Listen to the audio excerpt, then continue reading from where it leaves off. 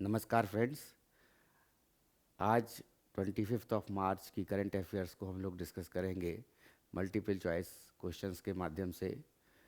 Start करने से पहले मेरी सभी लोगों से गुजारिश कि जिन लोगों ने अभी तक चैनल सब्सक्राइब नहीं किया है कृपया चैनल सब्सक्राइब कर लें और बेल आइकन दबा दें ताकि जो भी नया वीडियो अपलोड हो उसकी जानकारी आपको तुरंत मिल जाए। ठीक है। और एक और बात कहनी है कि जो भी क्लास जो है अभी स्टार्ट करूँगा मैं करंट अफेयर्स की, तो ये क्लास को जो है मेरा कहने का मतलब है वीडियो आप पूरा देखा करिए और वीडियो को स्किप मत किया करिए या फिर अधूरा मत देखा करिए। तो उससे क्या है कि कुछ क्वेश्चंस ऐसे होते हैं जो इम्पोर्टेंट होते हैं, हो सकता है उनका सीक्वेंस जो हो वो पहले ना आकर के बाद में आए। तो मेरा कहने का मतलब है कि पूरा वीडियो देखेंगे अगर आप तो फिर आपको किसी प्रकार की कोई शंका नहीं रहेगी और जो इम्पोर्टेंट क्वेश्चंस हैं उनको भी आप जान पाएंगे करंट अफेयर्स के जो पर्टिकुलर डे के हैं, ताकि जब भी एग्ज़ाम आए तो हो सकता है कि उन क्वेश्चंस में से एक आध क्वेश्चन जो है आपको मिल जाए। तो स्टार्ट करते हैं आज का वीडियो। फर्स्ट न्यूज़ जो है, what is the final decision taken by the government regarding onion export. Onion export को लेकर के फाइनल डिसीजन गवर्नमेंट का क्या आया है? तो इट वाज कम्प्लीटली रिमूव्ड हो गया है। इसमें से जो भी अनियन एक्सपोर्ट में जो ड्यूटी लगती थी, एक्सपोर्ट ड्यूटी, इसको पूरी तरह से रिमूव कर दिया गया है। पहले इसको 40% से 20% पे लाया गया और उसके बाद जो है 20% से ख़त्म इसको कर दिया गया है। उसका कारण ये रहा कि विदेशों से आयात हुआ जो अनियन है या प्याज है, तो उसके कारण जो है हमारे देश के जो किसान हैं उनका प्याज सस्ते दामों में बिक रहा था, जिसको लेकर के जो शिवराज सिंह चौहान है हमारे कृषि मंत्री, उन्होंने इसको लेकर चिंता जताई और उसको लेकर के इन्होंने जो एक्सपोर्ट ड्यूटी थी उसको हटा दिया है पूरी तरह से।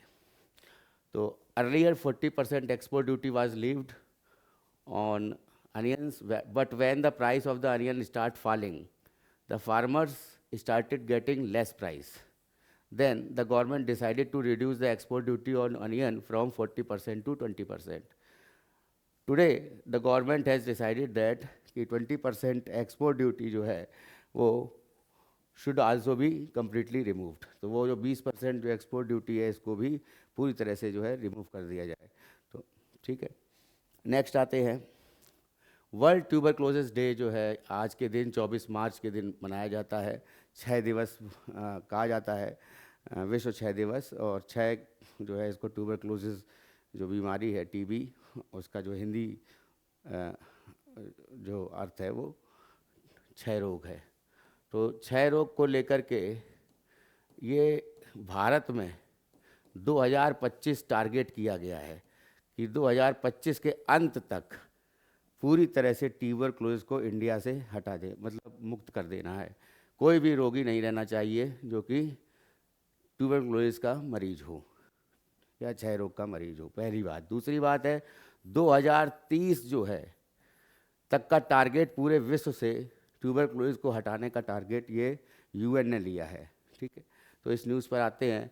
The day marks the discovery of the tuberculosis या TB causing bacterium by doctor Robert Koch. Doctor Robert Koch के द्वारा ये बैक्टीरिया जो है इसको डिस्कवरी किया गया था 1882 में। India has been observing this day since 1982 से जो है भारत इस दिन को मना रहा है, और जो थीम रही है इस साल की वो है yes we can end TB, commit, invest, deliver.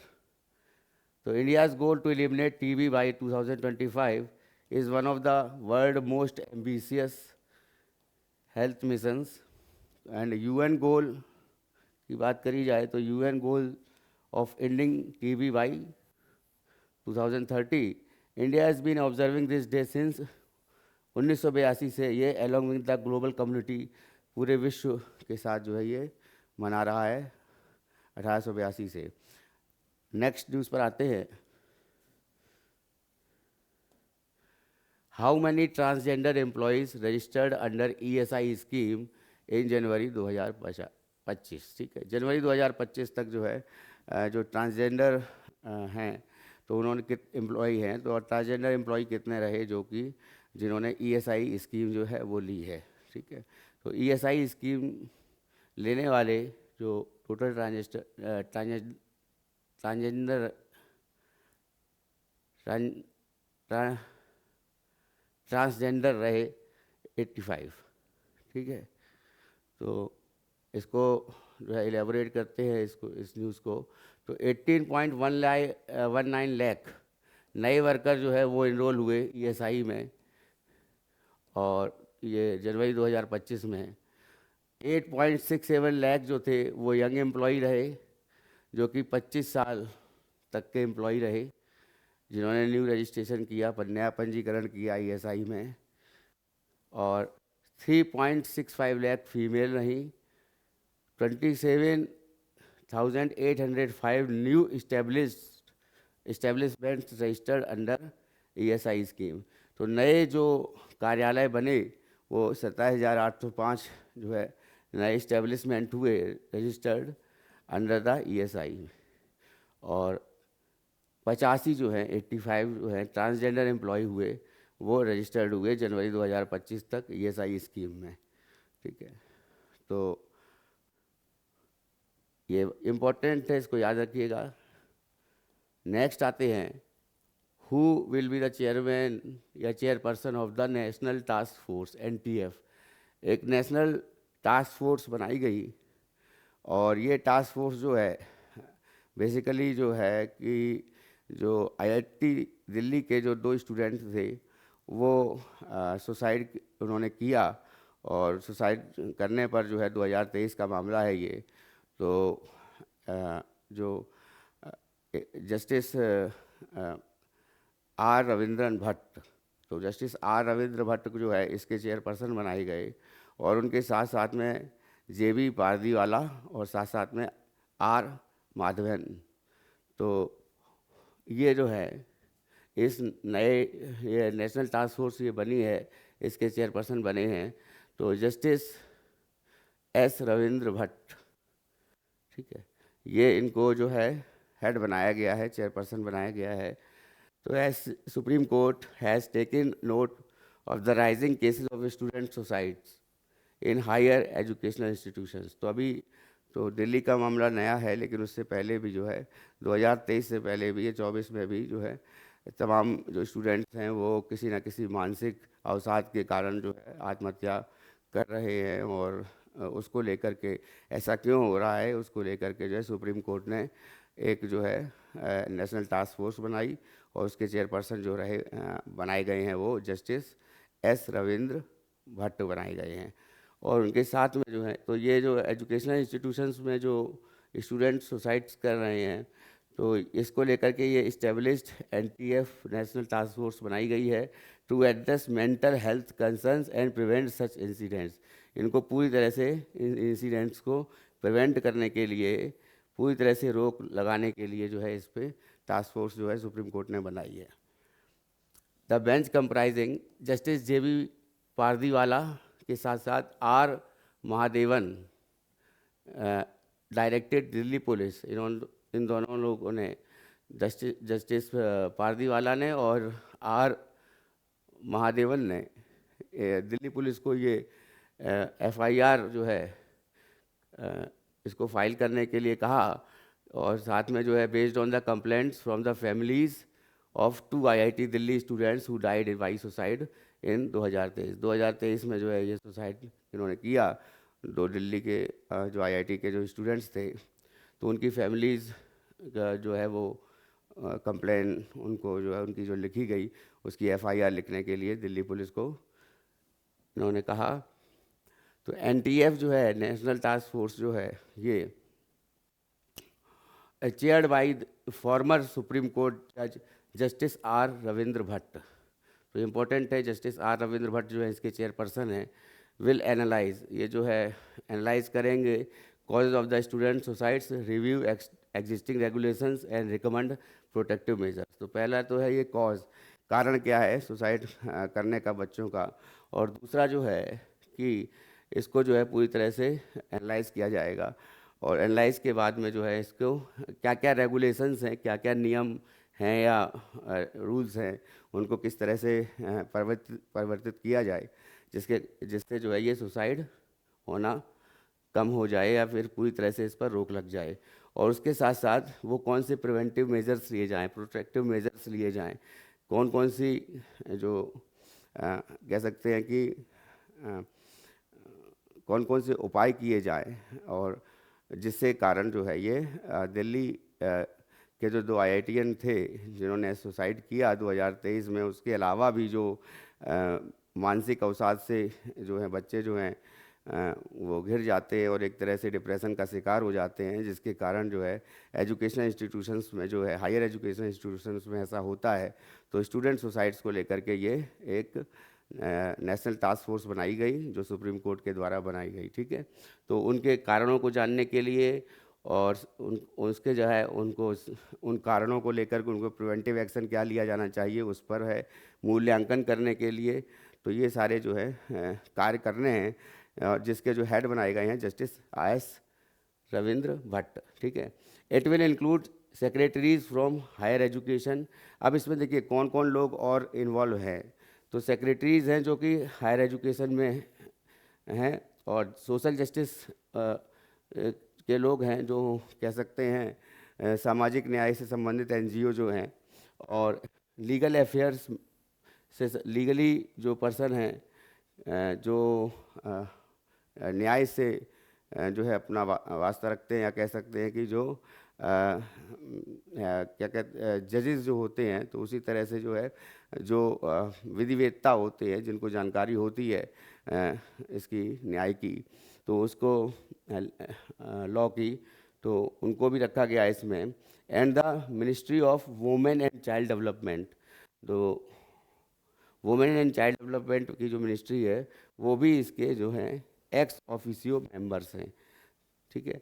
तो ये मेजर इम्पोर्टेंट न्यूज़ है कि इसको जो है जो हायर इंस्टीट्यूशंस हैं उनके जो स्टूडेंट्स हैं वो सुसाइड कर रहे हैं, और उनको जो है किसी तरह से डिप्रेशन हो जा रहा है, और उसको ले करके जो है क्या क्या प्रिवेंटिव एक्शन लिए जाएं ताकि जो है ऐसा भविष्य में ना हो, ठीक है। नेक्स्ट आते हैं, what percentage tariff did Trump propose on countries purchasing oil और गैस फ्रॉम वेनेजुएला। तो ट्रम्प ने, जो अमेरिका के राष्ट्रपति हैं डोनाल्ड ट्रम्प, उन्होंने क्या है कि वेनेजुएला एकमात्र देश है जो ओपेक का सदस्य है, और वेनेजुएला है कहाँ, दक्षिण अमेरिका में। तो वेनेजुएला से जो संबंध हैं अमेरिका के वो ज़्यादा अच्छे नहीं हैं वैश्विक स्तर पर। तो क्या है कि वेनेजुएला से जो भी ऑयल को खरीदेगा या गैस को जो है खरीदेगा, तो उस पर जो है टैरिफ लगाया है ट्रम्प ने, तो वो है 25% जो है ये टैरिफ लगाया गया है। और इसका जो है परचेजिंग जो करेगा ऑयल एंड गैस का वेनेजुएला से, ख़ास तौर से वो देश जो कि उनके पास में हैं, उस एक तो दक्षिण अमेरिका का ये देश है, तो वेनेजुएला के बगल में बोलीविया है, ठीक है। तो और बोलीविया और पैराग्वे, ठीक है, ये भी दो जो है लैंडलॉक्ड कंट्रीज़ हैं साउथ अमेरिका की, और उसी से जुड़ा हुआ ये मामला है। तो 25% टैरिफ लगाने की बात कही है डोनाल्ड ट्रंप ने। On which social media platform, अब 21 सोशल मीडिया प्लेटफॉर्म पर इन्होंने, डोनाल्ड ट्रंप ने अनाउंस की है ये टैरिफ पॉलिसी, ट्रुथ सोशल, ठीक है, पहला। दूसरा है, according to Trump why is Venezuela being targeted with this tariff policy, क्यों वेनेजुएला को टारगेट किया गया, तो वो है कि because Venezuela has been hostile to the United States. तो ये एक तरह से जो है प्रतिद्वंदी है, या फिर कह सकते हैं ये एक तरह से है हॉस्टाइल है, पूरी तरह से जो है वेनेजुएला विपक्ष में खड़ा होता है यूएस के। और तीसरा जो इम्पोर्टेंट है कि what is the consequence of the any country that by oil और गैस फ्रॉम वेनेजुएला, तो दे विल हैव टू पे 25% tariff on any trade with the US. तो जो भी ये तेल और गैस का जो वेनेजुएला में जो प्रोडक्शन हो रहा है, तो जो भी तेल और जो गैस है जो मंगवाएंगे देश अपने देश में जो है इनका इंपोर्ट करेंगे, तो उसको जो है यूएस के द्वारा जो है 25% टैरिफ जो है लगाया गया है, तो उसको वो पे करना होगा। ठीक है, नेक्स्ट है, who is set to succeeded Kaku Nakhate as the Bank of America's India country executive. तो बैंक ऑफ अमेरिका के जो भारत में सीईओ हैं, तो उनको जो है ये काकू नखाटे थे, तो इनकी जगह किन्होंने जगह ली है? तो ये विक्रम साहू ने ये जगह ली है, और विक्रम साहू जो हैं अब अपॉइंट किए गए हैं सीईओ बैंक ऑफ अमेरिका के इंडिया में। ठीक है, और इससे पहले जो है विक्रम साहू जो है करंट में इस ग्लोबल इक्विटी रिसर्च हेड है, किसके? बैंक ऑफ अमेरिका के। ठीक है, और ग्लोबल इक्विटी रिसर्च हेड के बाद में इनको सीईओ बनाया गया है। हाउ लॉन्ग है इस काकू नखाटे जो है कितने दिनों तक या कितने समय अंतराल तक जो है इन्होंने बैंक ऑफ अमेरिका के इंडिया ऑपरेशंस में जो है रहे हैं ये सीईओ? तो वो हैं 15 साल तक इन्होंने सीईओ का पदभार संभाला था। Kaku Nakhate continue to hold after stepping down as India country executive. अब इनको जो है ये जो है सीईओ के पद से ये रहे थे। ठीक है, तो until when the Kaku Nakhate expected to serve before superannuation. तो रिटायरमेंट से पहले जो है कब तक इनका रिटायरमेंट होगा? 2026 में इनका रिटायरमेंट है। तो उनकी जगह पे है विक्रम साहू आए हैं, बैंक ऑफ अमेरिका के सीईओ बने हैं। नेक्स्ट आते हैं, ज्ञानपीठ अवार्ड जो है 59th ज्ञानपीठ अवार्ड किसने किनको जो है दिया गया है, इसे सम्मानित किया गया है? तो विनोद कुमार शुक्ला हैं जिनको ज्ञानपीठ पुरस्कार से सम्मानित किया गया है। तो ये 59वां ज्ञानपीठ पुरस्कार है। और सबसे पहले जो है हिंदी की बात करें तो हिंदी में सुमित्रा नंदन पंत को जो है पहला ज्ञानपीठ पुरस्कार मिला था, और ये 59th है। और 58th जो ज्ञानपीठ पुरस्कार मिला था वो गुलजार को, और जो राम भद्राचार्य जो संत हैं उनको ये अवार्ड दिया गया था, 58th ज्ञानपीठ अवार्ड। 11 लाख रुपए की राशि इसमें दी जाती है, और साथ साथ में एक सरस्वती माता की मूर्ति जो है वो भेंट की जाती है। और विनोद कुमार शुक्ल जो है ये छत्तीसगढ़ से आते हैं, और ये 12वें हिंदी राइटर हैं जिनको ये अवार्ड मिला है, और छत्तीसगढ़ से ये पहले राइटर हैं हिंदी के जिनको ये अवार्ड से सम्मानित किया गया है। तो the country's renowned Hindi writer Vinod Kumar Shukla will be awarded this year Jnanpith award, 12th Hindi writer to receive the award, first writer from Chhattisgarh state to be awarded this award. Jnanpith award carries up cash prize 11 lakh रुपए, और एक bronze status, यानी इनको जो है कांसे की मूर्ति जो है वो दी जाती है सरस्वती की, जो कि हमारे यहाँ जो है विद्या की प्रतीक हैं। और द फर्स्ट राइटर, जो प्रथम राइटर थे जिन्होंने ज्ञानपीठ अवार्ड पाया था हिंदी में, वो थे सुमित्रा नंदन पंत। ठीक है, गुलजार और राम भद्राचार्य जी को 58th ज्ञानपीठ अवार्ड से सम्मानित किया गया था पिछले वर्ष। तो इस वर्ष का जो ज्ञानपीठ अवार्ड है वो किसको मिला है? विनोद कुमार शुक्ल को, जो आते हैं छत्तीसगढ़ से। नेक्स्ट है, which country won both the men's and women's kabaddi world cup 2025। Kabaddi का विश्व कप जो है ये इंग्लैंड में हो रहा है, और अभी ये संपन्न हो चुका है ये, और भारत ने जो है इंग्लैंड को ही जो है मात देते हुए, चाहे मेंस में भी और वुमेन्स में भी दोनों कह सकते हैं कि दोनों टीमों में इंग्लैंड को हरा करके वर्ल्ड कप जीता है। ठीक है, तो इसमें वुमेन्स और मेंस का वर्ल्ड कप 2025 जो है ये इंग्लैंड को हराकर इंडिया ने जीत लिया है। और एक और इम्पोर्टेंट बात है कि ये एशिया में अभी तक होते थे तभी जो कबड्डी के वर्ल्ड कप होते थे, ये पहली बार है जो एशिया से बाहर जो है खेला गया है इसको। और ये इंग्लैंड में ये 4 शहर हैं जहाँ पर ये ऑर्गेनाइज किया गया। तो उसके बारे में जानते हैं। तो which team did India defeat the men's and women's final of the world cup 2025 England? What makes the 2025 kabaddi world cup historical significant क्या रहा इसका? It was the first kabaddi world cup, ये पहला कबड्डी वर्ल्ड कप है रहा जो कि आउटसाइड एशिया में रहा। Which cities in England hosted the kabaddi world cup 2025 matches? अब कौन कौन सी सिटीज़ हैं? पहला है बर्मिंघम, दूसरा है कोवेंट्री, तीसरा है वलसाल, चौथा है वोल्वरहैम्पटन। तो वोल्वरहैम्पटन, ये चार जो है जो स्थान हैं या नगर हैं या कहेंगे शहर हैं जो कि जहाँ पर वर्ल्ड कप ऑर्गेनाइज किया गया। और प्रीवियस वर्ल्ड कप जो है वो कबड्डी का वो 2019 में हुआ था मलेशिया में। ठीक है, राजधानी मलेशिया क्या है? कुआलालंपुर, और इसकी मुद्रा है मलेशिया की रिंगिट।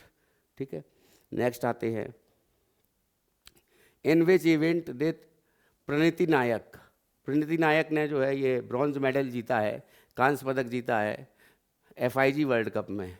तो इंटरनेशनल फेडरेशन ऑफ जिम्नास्टिक है, तो जिम्नास्टिक में इन्होंने 2025 में ये ब्रॉन्ज मेडल जीता है वर्ल्ड कप में। और ये बेसिकली वॉल्ट श्रेणी में इन्होंने जीता है। तो where was the FIG world cup 2025 held? कहाँ हुए? तो ये अंताल्या टर्की में संपन्न हुए। What was the Praniti Nayak final score in the women vault final at the FIG world cup? तो फाइनल जो है इनका स्कोर कितना रहा? तो 13.417 जो है इनका स्कोर रहा। और इन्होंने जो है गोल्ड मेडल किसने जीता? तो गोल्ड मेडल जो है वो USA के जायला हांग ने जीता है, और सिल्वर मेडल जो है वो क्लेरी पीस ने जीता है, जो वो भी USA के हैं वॉल्ट फाइनल में। तो ये भी जो है FIG वर्ल्ड कप 2025 में ये सिल्वर मेडल जीता है इन्होंने, USA की खिलाड़ी हैं। ये गोल्ड मेडल जीता है जायला हांग ने, और ब्रॉन्ज मेडल जीता है हमारे देश की खिलाड़ी जो है वो प्रणीति नायक। ठीक है, याद रखिएगा। नेक्स्ट आते हैं, who has been appointed as the new chairman of the global system of mobile communication association? तो GSMA है, ग्लोबल सिस्टम जो है जो फॉर मोबाइल कम्युनिकेशन एसोसिएशन। ये जो एसोसिएशन है ये पूरा जो है जितने भी मोबाइल कंपनीज़ हैं उनका एसोसिएशन है। और 2026 तक के लिए किसको जो है इसका हेड या चेयरमैन अध्यक्ष चुना गया है। तो इससे पहले जो है अभी सुनील भारती मित्तल रहे हैं एयरटेल के, और एयरटेल के ही जो है गोपाल विट्ठल, इनको जो है ये वाइस CMD थे, vice chairman and managing director रहे भारतीय एयरटेल के। इनको जो है अब GSMA का चेयरमैन जो है नियुक्त किया गया है। ठीक है, तो गोपाल विट्ठल इनको जो है GSMA का चेयरमैन 2026 तक के लिए इनको नियुक्त किया गया है। पहले कौन थे? सुनील भारती मित्तल, इनसे पहले। ठीक है, और मैट्स ग्रैनरी जो हैं ये डायरेक्टर हैं, DG हैं, डायरेक्टर जनरल हैं किसके? GSMA के। तो who is the director general of GSMA? Mats granary. Gopal Vitthal currently the vice chairman and vice CMD बोल सकते हैं। वाइस CMD जो हैं वो कौन हैं? गोपाल विट्ठल हैं, जो इनको चेयरमैन बनाया गया है अभी। तो एयरटेल के ये वाइस CMD थे। तो who was the first Indian to be elected as a chairman of the GSMA board before Gopal Vittal? Sunil Bharti Mittal जो हैं एयरटेल के ही जो मालिक हैं, उनको जो है इससे पहले जो है GSM के चेयरमैन थे GSMA के। और गोपाल विट्ठल जो है उनके द्वारा जो है how much did the mobile industry contribute to the global economy?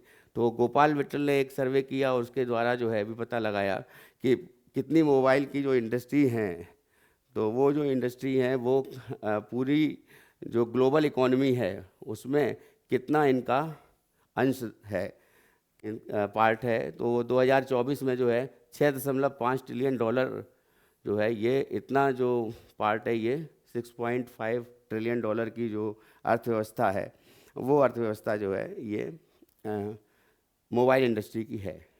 Telecom companies कितनी हैं जो GSMA से अटैच हैं? तो 1000 टेलीकॉम कंपनीज़ हैं जो कि जीएसएमए से रेगुलेट होती हैं जीएसएमए के द्वारा, ठीक है। तो हमारे यहाँ पर तो इंडिया में जैसे ट्राई है, तो telecom regulatory authority of India, तो ट्राई का जो है नियामक संस्था है, जिस तरह आरबीआई है बैंकों की या सेबी है शेयर बाज़ार की, तो उसी तरह से ट्राई है। नेक्स्ट आते हैं, which Indian state exported anthurium flower to Singapore for the first time. Anthurium flower ये जो है मिज़ोरम में होता है, तो ये 1024 अंथूरियम फ्लावर जो हैं वो मिज़ोरम से जो है सिंगापुर में एक्सपोर्ट किए गए हैं। इनका वेट जो है वो शिपमेंट के टाइम पे जो है कितना 70 किलो रहा था, ठीक है। और ये जो है आईवीसी एग्रोवेट प्राइवेट लिमिटेड है, तो आईवीसी एग्रोवेट प्राइवेट लिमिटेड जो कंपनी है सिंगापुर की, उसको ये उसको ये एक्सपोर्ट किए गए हैं, ठीक है। तो मिज़ोरम इसका आंसर है।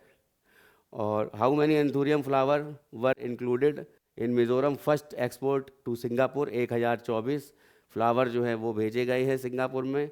What was the total weight, कुल वेट जो है कुल वजन कितना रहा एक्सपोर्टेड एंथूरियम फ्लावर शिपमेंट का, वो 70 केजी रहा।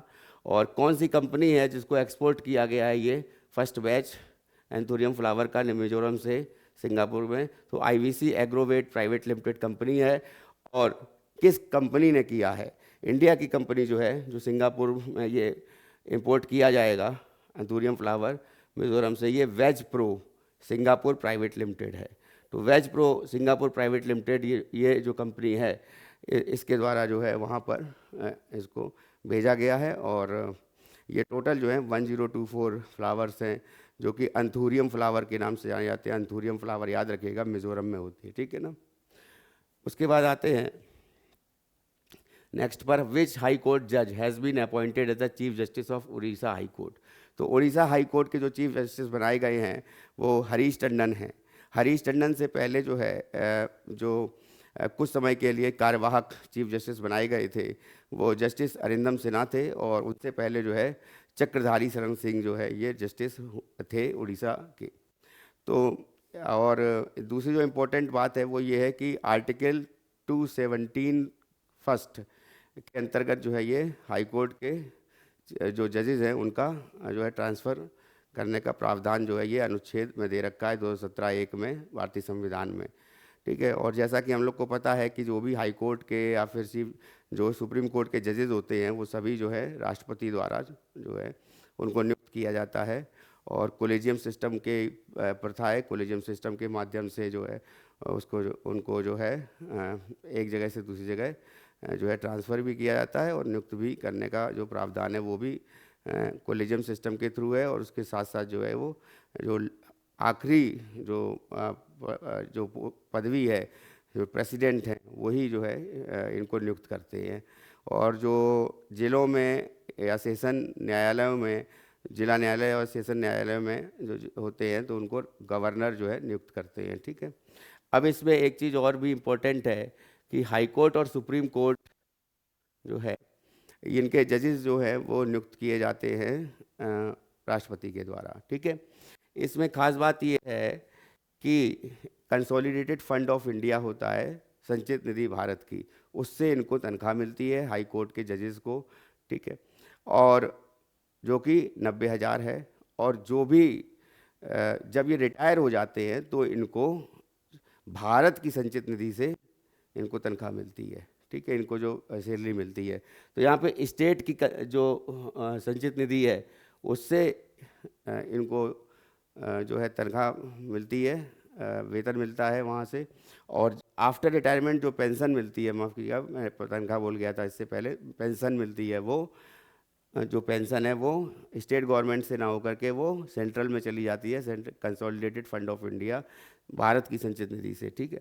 तो ये इम्पोर्टेंट पॉइंट है। और दूसरा जो है, जिस समय 214 से आर्टिकल 214 से ये स्टार्ट होता है सुप्रीम कोर्ट और हाई कोर्ट, और इनके क्या क्या जो है मेन काम हैं वो सभी जो है, हम अभी पॉलिटी की सीरीज़ चल रही है इंडियन पॉलिटी की हमारी, तो उसके भी वीडियोस जो है हम डाल रहे हैं यूट्यूब चैनल पर। तो आप जो है हमारा यूट्यूब चैनल ज़रूर सब्सक्राइब कर लीजिए, और साथ साथ में जो है बेल आइकन दबा दीजिए, ताकि जो भी नया वीडियो अपलोड हो उसकी जानकारी आपको मिल जाए। कोशिश करूँगा डेली जो है करंट अफेयर के साथ साथ आपको संविधान की जो क्लासेस चल रही हैं इंडियन पॉलिटी की, उसमें भी उसके भी वीडियोस जो मैं डेली डालूं, ठीक है। तो आते हैं नेक्स्ट पर कि under which article of the Indian constitution was justice Harish Tandon appointed. तो आर्टिकल 217 मैंने बताया था 217 का फर्स्ट पार्ट है। Who was the previous chief justice of Orissa, कौन थे हाई कोर्ट के जस्टिस हरीश टंडन से पहले? तो जस्टिस चक्रधारी शरण सिंह थे। और इनके बीच में जो है जो कार्यवाहक बनकर आए थे न्यायाधीश, तो when did the previous chief justice Chakradhari Sharan Singh retire? तो 19 जनवरी 2025 को वो रिटायर हो गए थे। उसके बाद में who was serving as a acting chief justice of Orissa high court before justice Harish Tandon appointment, कौन थे? जस्टिस अरिंदम सिन्हा को कार्यवाहक न्यायाधीश, मुख्य न्यायाधीश चुना गया था वहाँ का, उड़ीसा का, उनको ये जिम्मेदारी दी गई थी। नेक्स्ट आते हैं, which type of disease is noma? देखिए नोमा जो डिजीज़ है ये बेसिकली क्या है, एक माउथ का डिजीज़ है। और ये जो नोमा है ये बेसिकली अफ्रीका में फैला और उसके बाद जो है एशिया में भी इसके जो है फैला हुआ। तो अफ्रीकन कंट्रीज़ में ये जो है मोस्टली अफेक्टेड रहा। और ये 2 से 6 साल तक के जो बच्चे होते हैं, जो कह सकते हैं शैशवावस्था में होते हैं, उनको ये रोग होने की जो है आशंका ज़्यादा होती है और एक तरह से उनको ये रोग हो सकता है। और बेसिकली क्या होता है, ये HIV या फिर ल्यूकीमिया जो होता है, ये एक तरह से कह सकते हैं कि जो एड्स होता है, तो उस वायरस के द्वारा ये फैलता है। और जो इससे क्या होता है कि जो हेल्थ है वो डिटीरियोरेट हो जाती है और साथ साथ में जो इम्यून सिस्टम है वो भी जो है उस पर भी जो है एक तरह से बुरा असर पड़ता है, ठीक है। तो what type of disease noma? तो gangrenous disease of the mouth, ठीक है। और which age group is primarily affected by the noma? Children age 2 to 6 year old, ठीक है। Which continent has the most affected by noma? Africa. What is the main risk factor of noma? तो main risk factor क्या है? एक तो है कुपोषण, माल nutrition, उसके बाद है poor overall health, poor health हो जाती है, ठीक है। और साथ में वीकन इम्यून सिस्टम।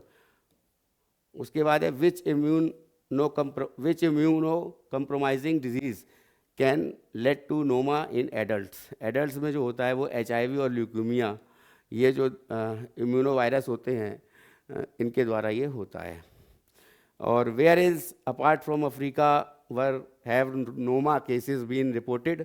तो ये जो है एशिया में ये सेकंड कॉन्टिनेंट है अफ्रीका के बाद में जहाँ पर ये पाए गए हैं, ऐसे इनके ये रोग जो है ये डिजीज़ पाया गया है बच्चों में। तो आज की करंट अफेयर्स जो है कि मेजर करंट अफेयर्स जो भी थी वो मैंने आपको बताई। और इस करंट अफेयर्स के माध्यम से जो है हम आपसे जुड़े हुए हैं। उसके साथ साथ वेबसाइट के माध्यम से भी आप हमसे जुड़ सकते हैं, aurastudy.in। तो aurastudy.in जो वेबसाइट है हमारी, AURA aura STUDI study.in या फिर .com। तो यहाँ पर जाकर के आप जितने भी द हिंदू के या इंडियन एक्सप्रेस के जो भी या फिर अन्य किसी मेजर जो अखबार है या फ्रंट लाइन मैगज़ीन है, तो उनके जो लेख हैं उनको जो है यहाँ पर हिंदी में भी दिया गया है और इंग्लिश में भी। इंग्लिश और हिंदी ये दोनों भाषाएं जो हैं ऊपर लिखी हुई हैं। आप जिसको क्लिक करेंगे उस भाषा में आप सारे नोट्स, चाहे सब्जेक्ट नोट्स हो, चाहे जो आर्टिकल्स हों, चाहे जो है करंट अफेयर्स हो, वो सभी चीज़ें जो है आप देख सकते हैं, वहाँ से ले सकते हैं। और बुक्स भी अपलोड करके रखी हैं मैंने, जिसमें लक्ष्मीकांत है या फिर मॉडर्न हिस्ट्री की जो किताब आती है। तो मॉडर्न हिस्ट्री की बुक्स के साथ साथ में जो स्पेक्ट्रम की बुक है, और इसके अलावा इकोनॉमिक्स की है जैसे रमेश सिंह, या उसके बाद जैसे और भी किरण की बुक्स भी हैं जो कि कह सकते हैं कि जो बेसिक जीके की बुक्स हैं। तो उसके अलावा भी कुछ बुक्स और भी हैं, जैसे सतीश चंद्रा है, तो उनको मैंने उसमें रखा हुआ है। उसमें आप जा कर के हमारी वेबसाइट पर जा कर के और aurastudy.in पर जा कर के पढ़ सकते हैं। टेस्ट सीरीज़ के लिए .com है, और साथ में जो मेरी वीडियो क्लासेस जो हैं, जो पेड क्लासेस हैं, कोर्सेज़ हैं उनको आप परचेज़ कर सकते हैं aurastudy.com वेबसाइट से। इसके अलावा टेलीग्राम, व्हाट्सएप चैनल के माध्यम से भी हमसे मिल सकते हैं और अन्य सोशल मीडिया से के माध्यम से भी आप संपर्क कर सकते हैं। ठीक है, तो इस वीडियो में यहीं पे हम इसको विराम देते हैं। धन्यवाद।